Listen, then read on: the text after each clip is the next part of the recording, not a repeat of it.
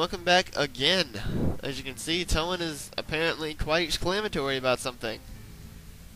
A kitty! What's a cat doing in a dungeon? No, well, it apparently ran off, so... and disappeared. Well, so much for that.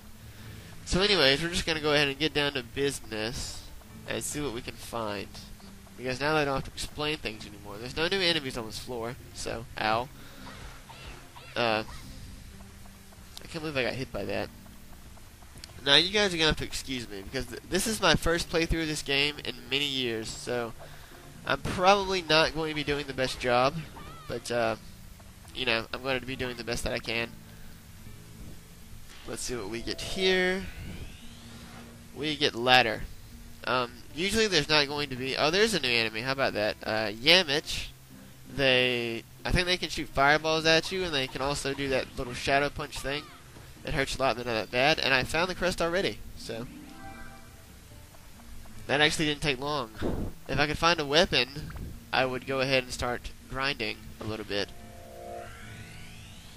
But anyways, we found Komacho. That's actually Macho's brother. I lied. We actually do have one more explanation. When your ABS system gets full, it means that you can upgrade your weapon. Typically, I don't want to equip. I want to customize. This means that you can swap things. Oh crud! I forgot to explain these. Okay, sorry guys. More explanation. So these are your normal stats. These are your elements. These are your anti-stats. Each one of those symbols represents a different type of monster. I could not recite them all for you right now if I wanted to, but your number next to the symbol is how good you are against that particular monster type. Each monster of the game falls under one of them, and you can increase your proficiency against certain types of monsters. Blah blah blah. So anyways, when you want to upgrade a weapon, usually you'll find some kind of attachments, and you can put them on into these. Excuse me. Into these, and then the attachments they increase your stats by whatever the attachment does. There are all kinds, and then when your ABS gets full, you can do upgrade, and it will plus your thing by 1. Which, as you can see, my base stats all went up by 1. I have more whip. And if you had attachments onto them, they would be absorbed into the weapon, and then these would be blank again. So you permanently get whatever attachment is on your weapon when you upgrade. So, and this is how your weapons get stronger. So, but I have no attachments right now. When they get high enough, you can actually transform your weapon into a different weapon, kind of like class changing in Fire Emblem. You can make it much stronger, but you can't build up. It's called build up, and you can't do it to your base weapon. So there's not much of a point in me talking about it now. There's the exit. I'm more fighting these guys just for drops and, you know, I guess experience for my base weapon that I'll never use after I find a replacement. What are you?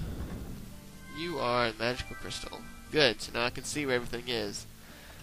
So as you can see, you know, magical crystals are a little bit helpful. Think of them more like compasses than anything else. I'm about to have to use my water.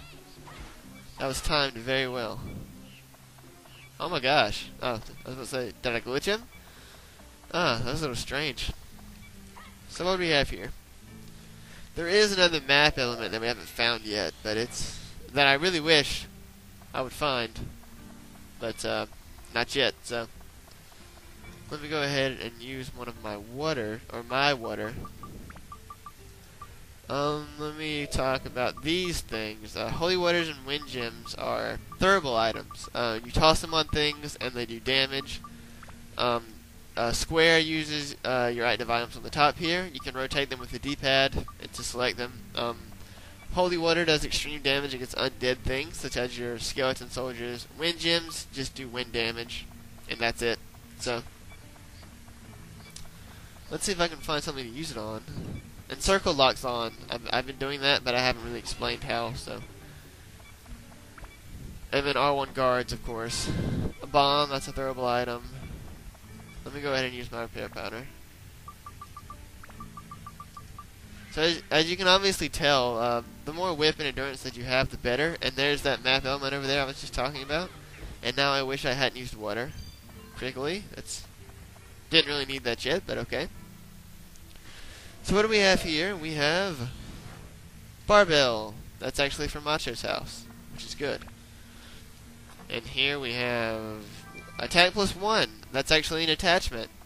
Okay, these things are godsends. On the map there, you can see there's a little light blue circle. These are ponds. If you walk into a pond, your HP and your thirst meter are automatically revived back to full. You can come back here as often as you want. They are so helpful. They're beyond helpful, to be honest. They really are. So yeah, you really want to keep those in mind. There's a cabin. Because they'll probably save your life more than anything else in this game. So here's a back floor over here that I don't need. Actually, let me demonstrate the well, I guess now the wind gem. As you can see, it does damage. A beast buster, that is an attachment that makes your weapon more effective against beasts, which is good. So still can't do anything in the back floor. I'll show you guys. I'll show it to you guys whenever I can, but obviously I can't right now. So we're gonna go back here.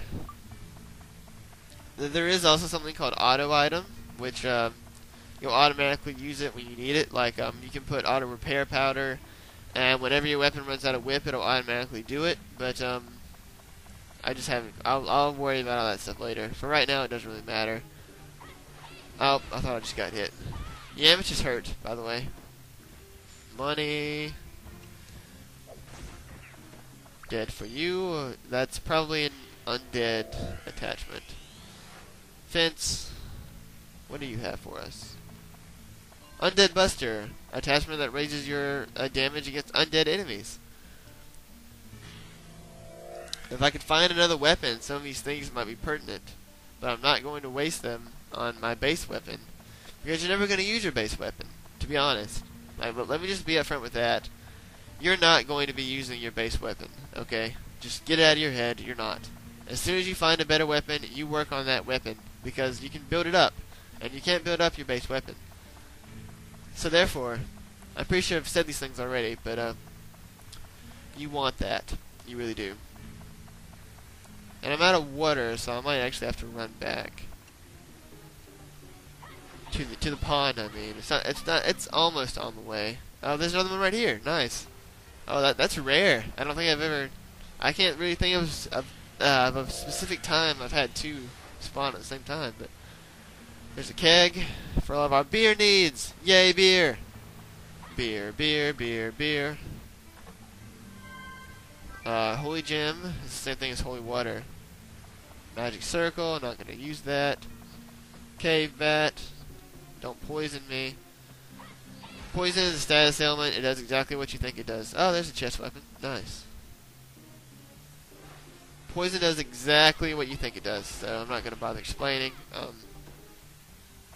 Okay, big chest. Big chests have weapons, or good things. As you can see, we have a base lord. Or base lord, what do you want to say it? Let's compare it to our dagger. It's fire. It has less endurance and less speed, but more magic and attack. So for now, I'm just going to go ahead and use this, just because, you know, just to get started on it. I haven't quite decided what my main weapon is going to be. I'll actually get back to you guys on that later. But for now, I'm just going to use this. So and I've actually already killed all the enemies, so it doesn't really matter. But we have another floor to go through, so at least another full floor. More on that in a second. So we're just gonna run back over to the exit right here. So let me know exactly what you guys think about this game, because this game was actually got a lot of mixed views. A lot of gameplay mechanics people didn't like. Like the thirst system really turned a lot of people off. And I can kind of see why, but if you look past its faults and its extraordinarily obvious early PS2 things, such as the graphics and the character models. It's a good game. It really is. I'm quite fond of this game. We're gonna go back and do some more diorama first. Let me check for chess, and I'll talk a little bit more about that in a second. I'm going to go ahead and stop this here. See you guys in the next video.